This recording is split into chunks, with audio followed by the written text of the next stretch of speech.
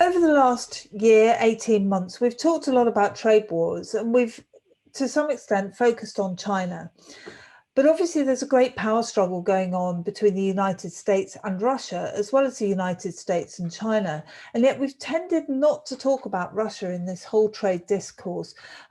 Joining me to talk about that now is Jack, our head of political risk. Jack, tell me, do you think we're right to be not necessarily ignoring Russia, but not paying Russia as much attention as we do China at the moment?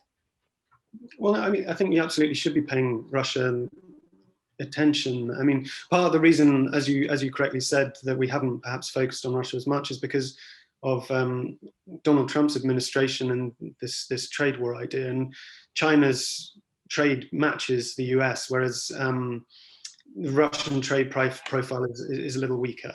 So they haven't sort of fallen into the same category in terms of attention when it comes to this kind of trade war idea that we've been looking at over the last couple of years.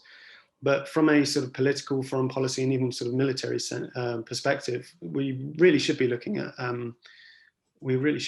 Russia because they still represent possibly one of the greatest geopolitical threats to US national security. And it's the tension that comes from the US and Russian relationships that can actually potentially disrupt global security as well. So there's a knock-on effect there as well. So businesses and banks obviously ought to be worrying about Russia to a very large extent, but we're about to see a change in administration in the White House. How are things going to change? What's the big challenge for Biden ahead, do you think? Well, the greatest challenge, I think, comes just, 16 days after his inauguration.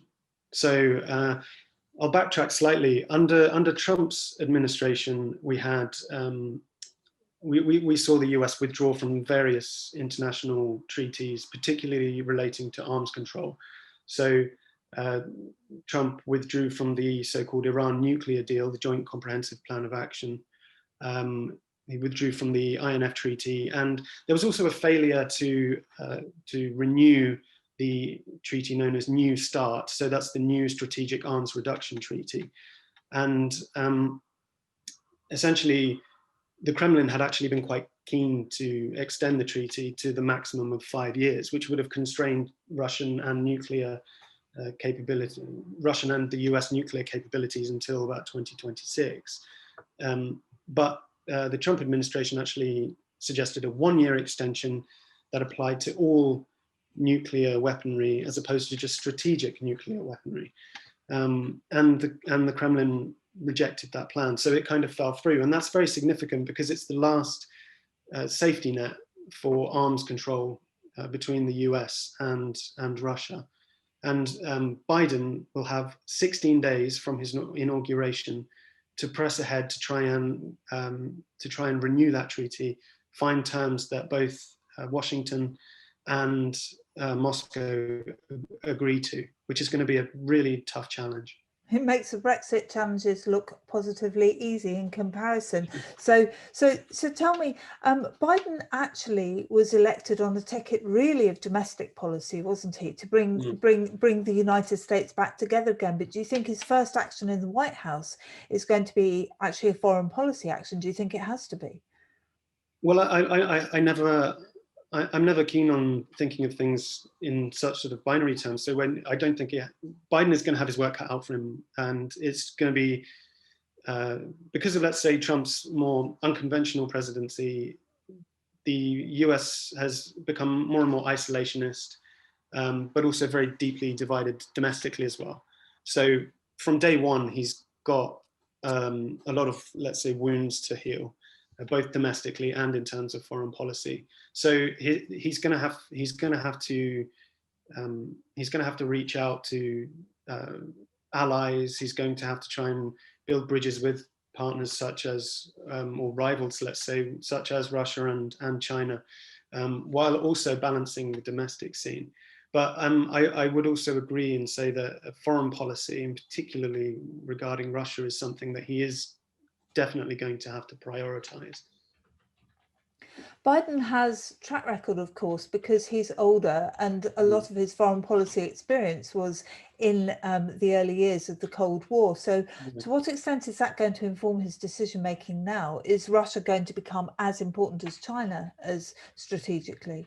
Yeah, and I would even say that Russia for Biden is maybe not more significant, but he'll put on an equal platform because, as you rightly said, he's been in politics in positions in the US government since 1972.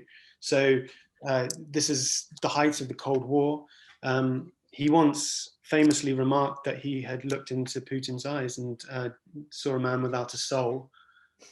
So Russia is still for him one of these bugbears that he's going to have to address.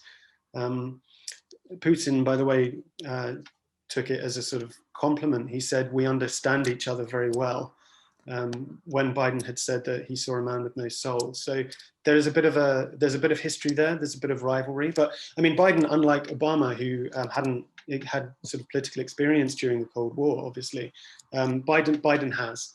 And so he's going to remember all of these different treaties. He's going to remember the tensions. Again, I have to go back to this issue of arms control, because it's going to be something that Biden is going to hold very dear, I suppose. Something that he's going to have to address immediately. And it remains to be seen whether he'll be successful, because like I said, I think the deadline is extremely tight. But the implications globally are so potentially serious that we just have to hope that he manages to renew New START. I want to take you off in a slightly different direction. You've talked on many occasions about Russia and Russia's trade.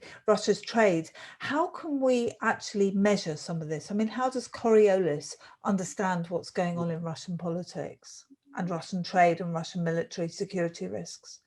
Yeah, well, I mean, from a trade perspective, it's fairly simple actually, because you can just look at Russia's trade profile.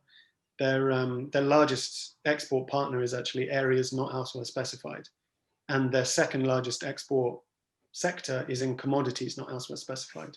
Neither of these have definitions, so this is hidden trade, which, I mean, going back to the same idea, but again, it has implications for arms control, because arms control is all about cooperation, it's all about transparency, and if the largest export sector for Russia, second largest export sector for Russia, and the largest export partner is hidden, then obviously you don't have transparency, you don't have trust, and that has a knock-on effect for arms control. I mean, you can take this a step further, and commodities not elsewhere specified, while it doesn't have a definition, we've run some sort of correlation analysis, and it has a 77% correlation with the arms trade, a 91% correlation with dual-use goods, and a subsector of dual-use goods is aerospace and propulsion. Again, it has a lot to do with missile technology, for example, and it has a not insignificant 68% correlation with aerospace and propulsion. So this is something that really needs to be addressed, I think, this issue of transparency when it comes to Russia's trade profile. I would hope it would be somewhere on the agenda of US politicians when Biden does enter into the White House. But this is essentially how we can measure Russia's strategic intent, because we can track flows in these goods. It doesn't even have to be in these hidden sectors. You can also just look at the trade that they do declare in things like dual-use goods to uncover some hints as to what their strategic intentions are. It's all deeply fascinating, but also deeply worrying. I guess in the context of the event and in the context of Coriolis more generally, what does the next 12 months look like? And what are we going to be talking about in 12 months' time? Will it still be arms control? Well, I would hope in 12 months' time, we'll be talking about how successful Biden has been in implementing New START. And I have to say, like, this isn't an exercise in Russia bashing, because the US has equal responsibilities. I mean, it was Trump who essentially had the chance to renew New START and didn't. The Kremlin actually offered a 5-year extension, and Trump administration kind of moved the goalposts. So Moscow and the Kremlin are fairly keen on strategic arms reduction. So there is cause to be optimistic, I would say. But the issue that's the sort of perennial issue is just the underlying tensions. I mean, they're rivals, they're global rivals. The US and Russia, they're never going to see eye to eye, and tensions are going to remain as high as ever, I think. So this is something that in 12 months' time we'll probably still be talking about. You can relate that as well to the South China Sea incident. I think we've been talking about this for 5-6 years, and it seems to crop up at these kind of end of year reviews when you say, what does the future hold? People are still talking about how the South China Sea is a potential issue for flare up, and it still is. It's just one of those things where you have this kind of roll-on effect where because of almost inherent tension between global powers, you will always be having these kind of conversations. Jack, I think it's probably very concerning that we still need to worry about South China Sea. That's been something that's been perennial for a very long time. But obviously the concern around arms control takes us right the way back to where we were 30 years ago. I hope we're not turning the clock back 30 years, but thank you very much indeed. Thank you. Thank you.